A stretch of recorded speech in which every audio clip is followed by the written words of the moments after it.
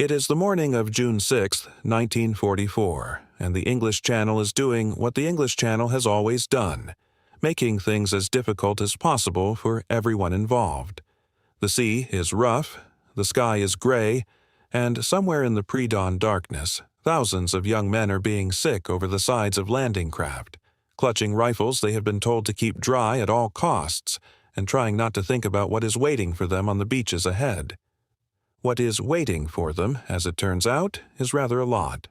The Atlantic Wall, Hitler's much-publicized fortification of the European coastline, is, on Omaha and Utah and Gold and Sword and Juno, a collection of concrete gun emplacements, mined obstacles, barbed wire, machine gun nests, and artillery positions that have been designed, with some considerable care, to make landing on a beach the most catastrophic experience a human being can have. The Germans have had 4 years to dig in. They have used those 4 years extremely well, but the soldiers of the Allied forces are not entirely without advantages. Alongside their rifles and their courage and their dreadful churning fear, they carry with them the output of 4 years of British engineering, and some of that engineering is brilliant, some of it is elegant, some of it has been refined through painstaking trial and error into something close to perfection, and some of it looks, on first inspection, like the product of a very long evening in a pub. There is a device rolling toward Sword Beach this morning that consists, at its most basic, of an enormous cotton reel, roughly the size of a double-decker bus, wrapped in high explosives and trailed behind a tank. There are tanks fitted with rotating drum flails, beating the ground ahead of them like deranged mechanical threshers. There is a device for projecting flame 60 meters into reinforced concrete. There is a bridge carried on the back of a tank to be deployed across an obstacle and then retrieved again before anyone has time to ask whether this is genuinely a good idea. These are the funnies.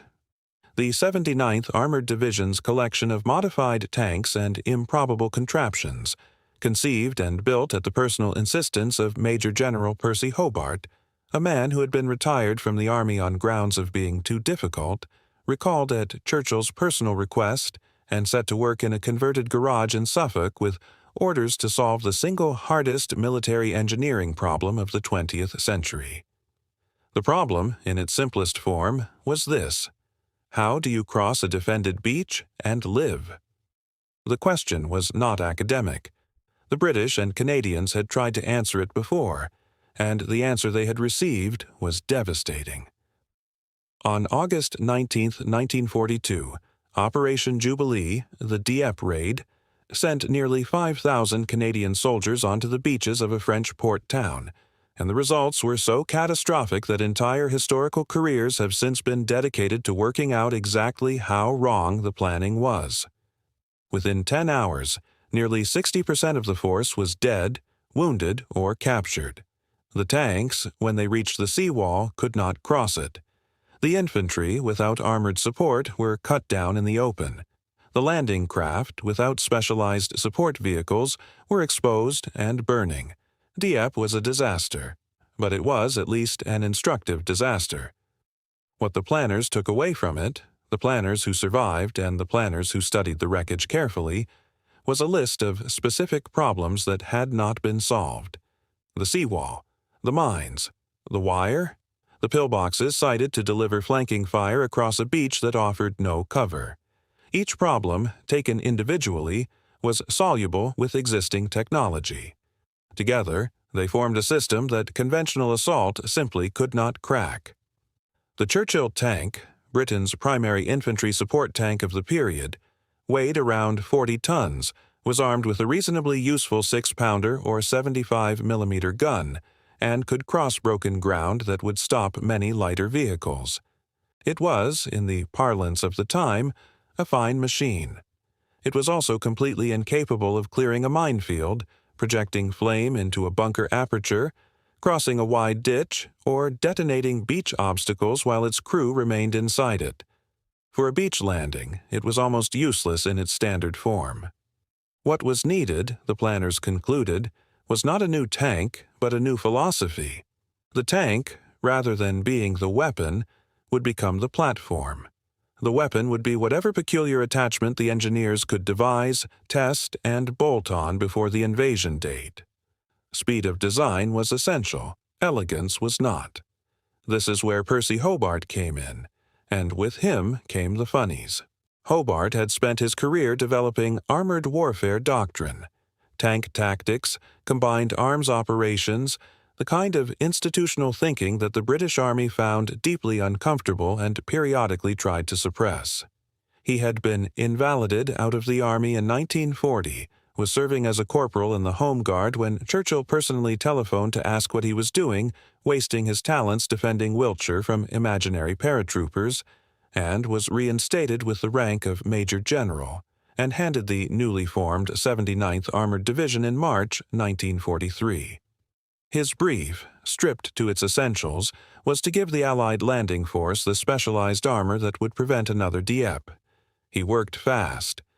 The 79th's workshops, spread across converted agricultural buildings in the East Midlands and the test ranges of the Lincolnshire coast, became something between a military research facility and a particularly ambitious junkyard. Vehicles came in. Something else came out. The Sherman Crab was among the first to take shape. A standard American Sherman tank, by this point the workhorse of the Allied armored forces weighing roughly 30 tons, standing approximately 2.7 meters tall, was fitted at its front with a rotating drum studded with heavy chains. The drum spun at speed, the chains flailed the ground ahead of the tank, and mines were detonated before the tracks reached them. The noise this produced was extraordinary. A continuous metallic thunder, audible over the sound of artillery at several hundred meters distance, and the visual effect as the chains churned the earth into a continuous rooster tail of flying soil, was such that German defenders reported having no idea what they were looking at. Production estimates suggest somewhere in the region of 300 crabs were eventually built, though precise figures remain uncertain given the classification levels applied to some manufacturing records.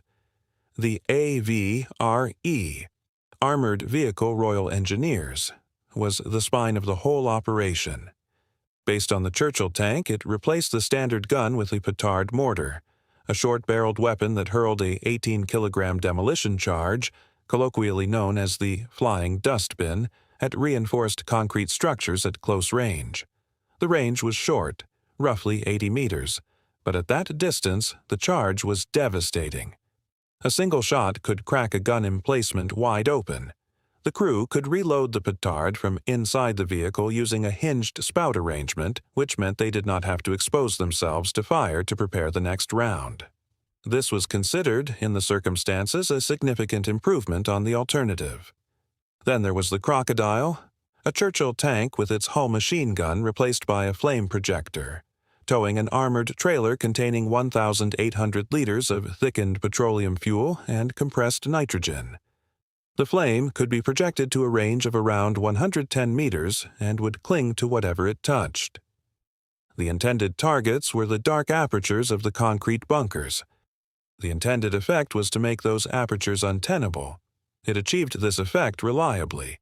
And then, and this is where the engineering gets genuinely strange, there was the bobbin, which was a Churchill tank carrying an enormous cotton reel of reinforced matting that it unrolled in front of itself as it drove, to create a track over soft sand that would not support armored vehicles. The Ark, which was a turretless Churchill that drove into a ditch or up against a seawall and became a bridge for other tanks to cross over. The Fascine, which was a Churchill carrying an enormous bundle of brushwood, roughly 2.4 meters in diameter, bound with steel wire, to drop into an anti-tank ditch and allow vehicles to drive through it. If you are finding this interesting, a quick subscribe helps more than you know. None of these devices were beautiful. Several of them looked in prototype like something a particularly optimistic farmer might attempt to build out of materials he had found on a railway siding. The bobbin, in particular, caused a certain amount of comment from officers who encountered it for the first time. The Fascine bundle gave the Churchill tank carrying it the appearance of a vehicle that had experienced some sort of catastrophic agricultural accident. The AVRE's petard mortar, stubby and wide, was sufficiently undignified that several of its operators reportedly referred to it in terms unsuitable for transcription. But they worked. That was the thing. Whatever they looked like, they worked. The morning of D-Day proved the point with a starkness that is, in retrospect, almost uncomfortable to examine. The American sectors, Omaha and Utah, received relatively few of Hobart's funnies. The American commanders had declined most of the offer, retaining only the DD, duplex drive swimming tanks, and at Utah, some of the specialist engineers. At Omaha, the DDs were launched too far from shore in too rough a sea. Most sank. The infantry went in without armored support against intact defenses. The fighting at Omaha Beach on that morning was among the most catastrophic military action the United States forces experienced in the entire European campaign. Casualties are estimated at between 2,000 and 5,000 men in a single day, with some units losing more than 90% of their complement in the first hour. On the British and Canadian beaches to the east, Hobart's funnies went to work. The Sherman crabs flailed lanes through the minefields, their chains throwing up the characteristic rooster tails of disturbed earth. The AVREs moved up to the pillboxes and gun emplacements and delivered flying dustbins at point-blank range. The crocodiles cleared the tunnels and bunkers. The arcs went into the ditches and became bridges. The bobbins unrolled their matting across the soft sand. By the end of June 6, 1944, the British and Canadian forces had pushed between 4 and 8 kilometers inland. Casualties were severe. The beaches claimed thousands of lives, and the day was not, by any standard, without tragedy. But the defenses had been cracked. The Atlantic Wall, at Golden Sword and Juno, had been breached within hours. The 79th Armored Division's improbable collection of agricultural nightmares and engineering improvisations had done what they were built to do. Specific accounts from surviving German defenders describe confusion and disorientation in the face of equipment they had no orders or training to deal with. The concrete bunkers at La Rivière and Le Hamel, which had been expected to hold for days, were reduced by AVRE fire in under an hour. The minefields that had taken months to lay were cleared in lanes wide enough for armor before the morning was half over.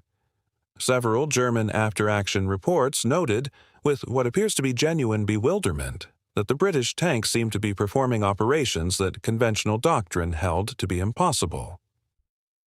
The Germans had their own specialized engineering vehicles, and a fair assessment of the period requires acknowledging them.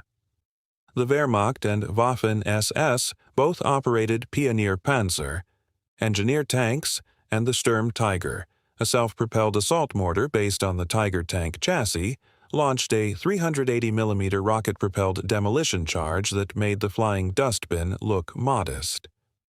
German flamethrower tanks, principally the Flampanzer III, had been in service since the early campaigns in the East and were, in their operational context, effective weapons. What the Germans lacked was the systematic, purpose-driven program that had produced an entire suite of interoperable specialized vehicles. The Sturmtiger, for instance, was built in tiny numbers, estimates suggest perhaps 18 completed vehicles, and was employed primarily in urban combat in the late stages of the war. It was never deployed as part of a coordinated assault engineering package. The Flampanzer III was a direct conversion rather than a developed system, with a range inferior to the Crocodile and without the Crocodile's separated fuel trailer, which made the cruise situation considerably more hazardous. The American equivalent program produced the LVT, Landing Vehicle Tracked Family, which were amphibious vehicles designed for Pacific Island operations and performed effectively in that context. The M4A3 Dozer tank, a Sherman fitted with a bulldozer blade, was a capable engineering vehicle but lacked the specific suite of beach-clearing functions that Hobart's funnies provided as a system. The United States Army eventually developed its own specialized armor, some of it informed by British experience, but not in time for D-Day.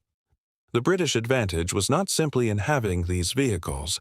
It was in having them as a coherent doctrine, trained and rehearsed through exercises on the Lincolnshire coast and the beaches of Scotland, with crews who understood what each vehicle was for and how it fitted with the others. The funnies were not a collection of individual solutions. They were a system.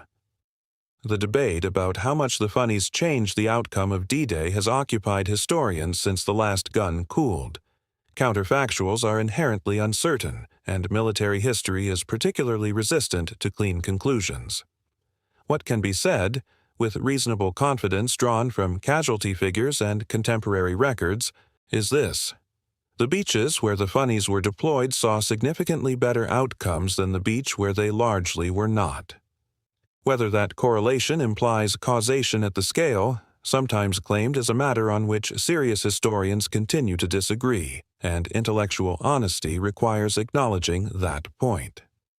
What is not in dispute is that the specialized armor program influenced every subsequent generation of military engineering. The Israeli Defense Forces, drawing on British experience, developed their own suite of combat engineering vehicles that have been in continuous development since the 1950s and are today considered among the most sophisticated in the world. The Merkava tank family's engineering variants reflect in their basic philosophy the lessons of the 79th Armored Division, the idea that the tank platform is the delivery system, and the specific solution to any engineering problem can be designed and mounted on it. American combat engineering doctrine, reformed after the hard lessons of the Pacific and later conflicts, incorporated the system philosophy that Hobart had insisted upon.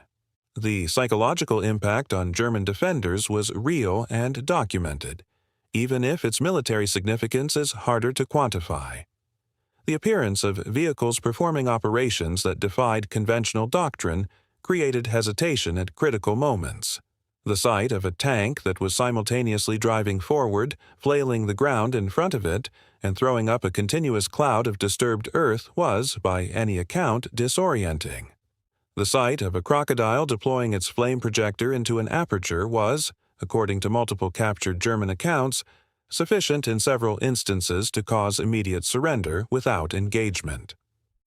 Surviving examples of Hobart's funnies can be seen today at the Tank Museum in Bovington, Dorset, where a Churchill AVRE, a Sherman Crab in various configurations, and several other 79th Division vehicles are preserved. The D-Day Museum at Portsmouth holds additional material. Several vehicles remain on the beaches of Normandy, memorials as much as exhibits, preserved in the positions where they were finally abandoned. The Churchill AVRE at Grey-sur-Mer, half buried in the sand, has sat there since the morning of June 6, 1944, and it sits there still. Return to the morning of June 6, 1944 for a moment. Return to the Grey Channel and the rough sea, and the young men being sick in the landing craft. Consider what they are carrying with them toward that beach, and consider what they are not. They are not carrying superior numbers. The Atlantic Wall, at the point of landing, is held by defenders who have every advantage of terrain, preparation, and fortification. They are not carrying surprise. The Germans know an invasion is coming, even if they are uncertain where. They are not carrying certainty. Nobody in any of those landing craft, from the most senior officer to the most junior private, knows for certain whether any of this is going to work. What they are carrying, in the specialist armored units rolling down the ramps of their landing craft and into the shallows of the Normandy beaches, is the product of a man who had been retired from the army for being too awkward, brought back by a prime minister who suspected that awkward men were sometimes right, and set to work with an instruction that admitted no comfortable solutions. Build something that works. Build it fast. It does not need to be elegant. It needs to cross a beach. The Sherman Crabs crossed beaches. The AVRE cleared bunkers. The Crocodile did what fire does to everything it touches. The Bobbin, the Ark, the Fascine, all of them crossed beaches one way or another in the gray Norman morning. None of them were elegant. Several of them were, in their own way, ridiculous. An enormous cotton reel of matting trailed behind a 40-ton tank. A bundle of brushwood the size of a small cottage, carried on the nose of an armored vehicle across a contested beach. a device for throwing an 18-kilogram steel tube filled with explosive at a concrete wall from 80 meters away, reloaded through a hinged spout. They were ridiculous. They were also the difference, on at least 3 of those beaches, between a landing and a massacre. Military history has a tendency to celebrate the elegant solution, the precise maneuver, the perfectly timed attack, the piece of technology that is beautiful in its simplicity. The funnies were not elegant. They were desperate, practical, improvised, and British in the very best sense of that description, the product of a national talent for looking at a problem that appears to have no solution, ignoring the conventional wisdom about why it cannot be solved, and constructing something preposterous in a barn that turns out to work perfectly.